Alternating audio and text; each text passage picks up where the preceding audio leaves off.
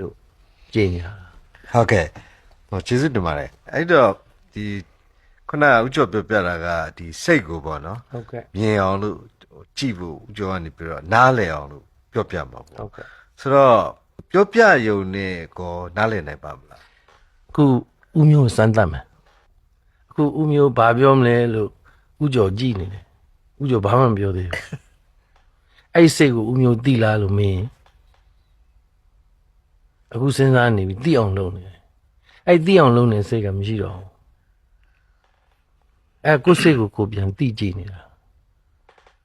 လွယ်ပါတယ်စကလုံးအကြီးတွေသုံးရင်တော့နားထောင်ပြောတဲ့သဘောကပြောလဲပြောရမယ် exercise ပေါ့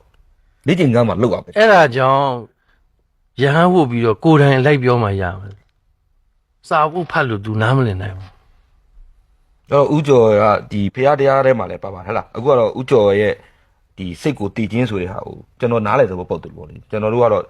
ဒီစန်ဒီတော့မှာဘာသာတရားနဲ့ပတ်သက်လို့ဆွေးနွေးတာတော့နည်းတယ်ဒါပေမဲ့ကျွန်တော်လည်းနားလည်တဲ့လောက်ကျွန်တော်ပြောတာပါတချို့ဟာလေးတွေမှားရင်လည်းခွတ်လို့ပါဆရာမျိုးပဲအဲ့တော့စိတ်ကဖြစ်လိုက်ပြက်လိုက်ဖြစ်လိုက်ပြက်လိုက်ဖြစ်လိုက်ပြက်လိုက်ဖြစ်လိုက်ပြက်လိုက်အစဉ်ကြီးတစ်ခုရှိတယ်အဲ့တော့ဥကျော်ခုနပြောတဲ့အတိုင်းကဖြစ်ချင်းနဲ့ပြက်ချင်းဖြစ်သွားတဲ့စိတ်ကိုသိအောင်လုပ်မယ်ပြက်သွားတဲ့စိတ်ကိုသိအောင်လုပ်မယ်ဆိုတဲ့သဘောလားဥကျော်ဟုတ်တယ်အဲ့ဆို तू ကဘာဖြစ်သွားလဲဆိုတော့ကိုယ်စိတ်ထဲမှာဖြစ်ချင်းပြက်ချင်းသိနေတဲ့အချိန်မှာ तू ကထပ်ဖြစ်ချင်းကိုမလိုချင်တော့တဲ့စိတ်ကိုကျင့်တာအဲ့ဝိပဿနာရှုတယ်လို့ခေါ်တာအထူးရှုတာသူ့စိတ်ထဲမှာထပ်ဖြစ်တာကိုမရှိတော့အောင်ခုနဝင်လာတဲ့ကိလေသာစိတ်တွေကို तू တားနိုင်တဲ့အတတ်ပညာစိတ်တစ်ခုအသိဉာဏ်ကို तू ကလေ့ကျင့်ယူတာလေ့ကျင့်ယူတဲ့အခါမှာ तू ကဝင်လာရင်သိတယ်သူ့ကိုယူမလားတော့ယူမလားတော့ तू ကပြန်ထွက်သွားတယ်အဲ့တော့စိတ်ကကြာလာတော့ရှင်းပြီးတော့နောက်ဆုံးထွက်တဲ့အထိဥကျော်ရင်ကဘာလို့မှလဲမင်းဥကျော်ရင်နောက်ဆုံးထွက်တဲ့ကိုသိပြီးတော့တည်သွားခြင်း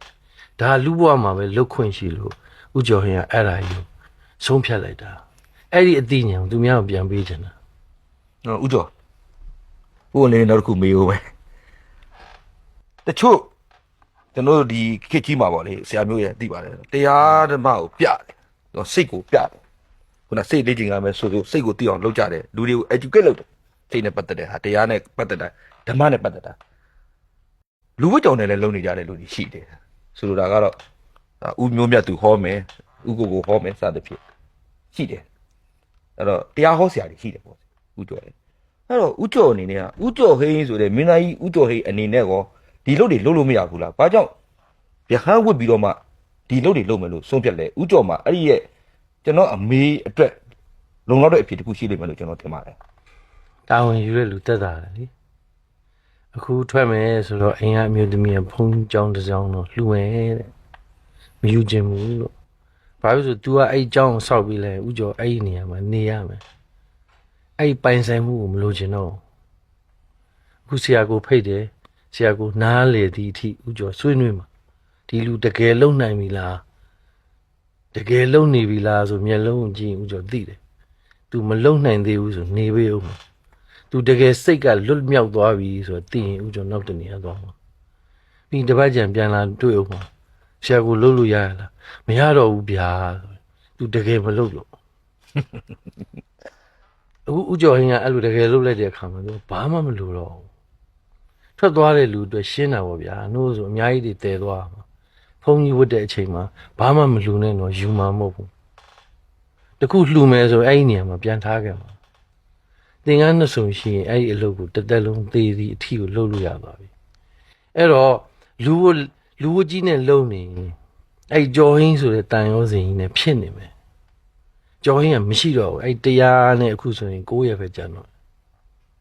တရား9ရက်ပြီးအဲ့ကြော်ဟင်းဆိုတာမရှိတော့ဘူးအဲ့ဒီကြော်ဟင်းကြောင့်ရလာတဲ့အတိညာဉ်တွေကိုနောက်ဘဝတစ်ခုပြောင်းပြီးတော့ရဟန်းဘဝနဲ့ तू ကငင်းညံ့တယ်ဗျာဥကျော်ကြော်ဟင်းမရှိတော့ဘူးဆိုပေမဲ့ဥကျော်မေးမယ်ရဟန်းဘဝဖြစ်တဲ့အချိန်မှာကြော်ဟင်းရဲ့လွှမ်းမိုးမှုကြီးကရဟန်းဘဝအထိပါလာရင်ဘယ်လိုလုပ်မလဲပါလာနိုင်တယ်ပါလာနိုင်တယ်အဲ့ဒီဟာကိုဥကျော်က तू နားလေအောင်ဆွေးနွေးနိုင်တဲ့နေရာမှာအသုံးချလိုက်မှာအခုဆရာကိုဆိုရင်ဥကျော်ဟင်းအနေနဲ့ကြော်ဟင်းရဲ့ခုနပြောတဲ့ပါဝါတွေယူပြီးတန်ခါအနေနဲ့ဒီတရားစကားကိုပြောလိုက်မှာ तू ဘယ်လိုပဲဖြစ်နားထောင်ရတော့မယ်ဥကျော်ကလည်းမေးမှာလာရဲကဘာလို့ခြင်းလို့လာလဲ